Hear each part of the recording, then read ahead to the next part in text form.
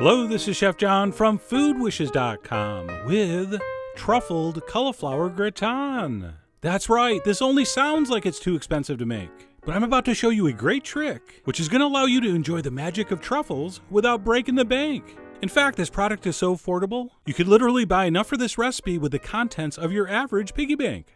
And what is this mysterious, too good to be true ingredient? This truffle pecorino. Oh man, this stuff's amazing. It's a classic Italian pecorino cheese studded with real black truffles. And of course it tastes great, otherwise we wouldn't be using it. But the aroma of this stuff is just incredible, which is pretty much how it works with a truffle. Most of the taste sensation you're getting is actually coming from your nose. But anyway, we're going to take a fairly modest sized wedge and grate it up.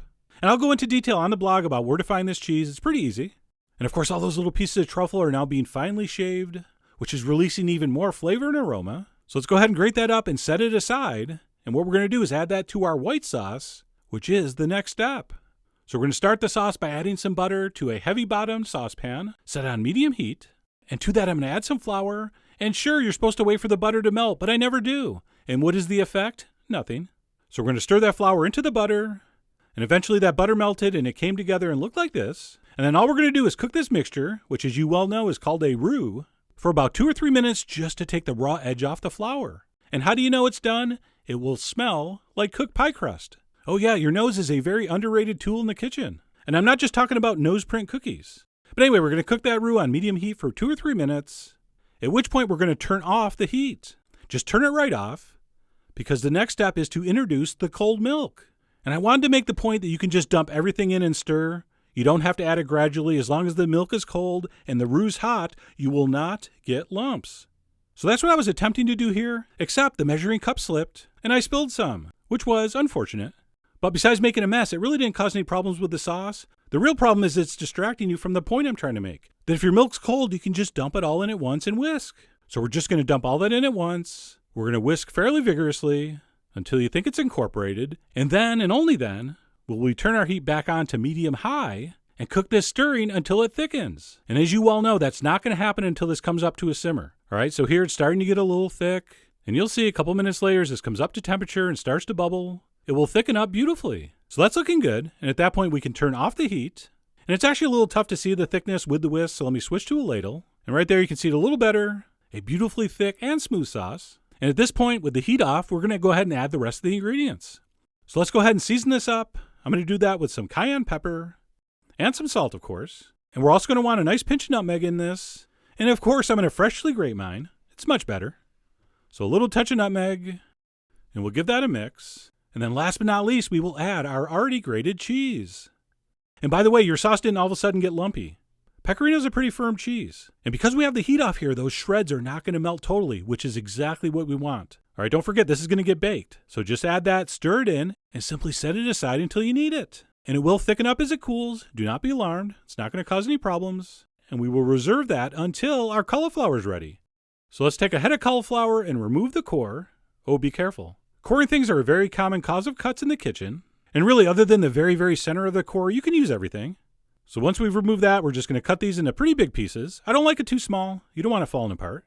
So I'm going to cut mine about this size. And if you're not sure how much you should be prepping, I kind of like to fill the casserole dish as I'm cutting. That way I know I have the perfect amount. But anyway, bottom line, you need enough raw cauliflower florets for one 9x12 or 9x13 casserole dish. And then once our cauliflower is cut, we're going to give it a quick blanch in salted water. Put a lot of salt in there. You should actually taste the salt in the water. And once that water's boiling and properly salted, we'll go ahead and add our cauliflower in and set the timer for 6 minutes. We're not really cooking this all the way through. We're just taking the raw edge off. So don't worry if it doesn't come back to the boil until the last minute or two of your timer. And then once your timer rings, we're going to drain that very, very thoroughly. This is obviously edited, but let that sit and drain well, at which point we're going to transfer it into a buttered casserole dish. And by the way, if you enjoyed me spilling the milk, check this out. As I'm dumping it in, one of the pieces flies out, which I try to catch, thereby causing me to kick the tripod. So yes, if you're putting together the Food Wishes trivia game, this might qualify as my clumsiest video ever. But anyway, we're going to transfer that cauliflower in, and then I like to take a minute and take my tongs and kind of turn the pieces of vegetable so this side's up and the stems are down. I think it just looks nicer. And once that's set, let's go ahead and dump over our truffled white sauce, which as I warned you has thickened up. No problem. Just dump it over, take your spatula and spread it over evenly.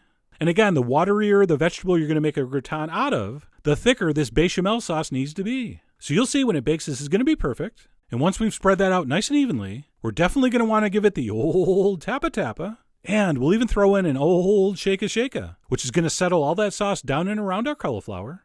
And then before this goes in a very hot oven, we're going to give it a very, very light dusting of plain breadcrumbs. Cover the surface, but not too much, just a light dusting. And then on top of the breadcrumb, we're going to do a little bit of Parmesan. Can you just use more truffled pecorino? Of course. But for me, the Parmesan's a little nuttier, a little more intense for the top. Just personal preference. And what's going to happen is that cheese is going to fuse on to that breadcrumb, which is going to fuse on to the white sauce, which is all going to fuse on to the cauliflower. You got to love fusion. And then we'll finish off with a little drizzle of olive oil. I also decided to give it one last little shake of cayenne, mostly because of muscle memory. And at that point, it's ready to bake. So let's pop that in the center of a 425-degree oven for about a half hour or until it's beautifully golden brown and bubbling. So don't take it out till you see that. But once it's bubbling and beautifully golden brown, your truffled cauliflower gratin is done. And you can definitely serve yours just like this. But because I got to do a few pictures, I'm going to sprinkle a few chives on. Hey, I got them in the backyard. Why not? And if you've never had truffles before, you're in for a huge treat and probably surprise. It has a very earthy, very subtle flavor, and what's generally described as an intoxicating aroma. And I agree. I mean, I'm just trying a little bite here from the corner, and I'm pretty intoxicated by it. And even though we parboiled it and baked it for a half hour, those pieces of cauliflower should still be intact and not falling apart, as you can see here. Although, you know what? That's going to be easier to see if I put this on a plate.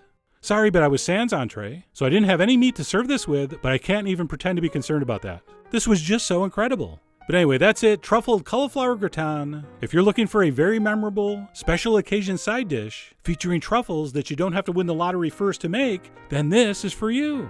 So I really hope you give this a try. Head over to foodwishes.com for all the ingredient amounts and more info as usual. And as always, enjoy.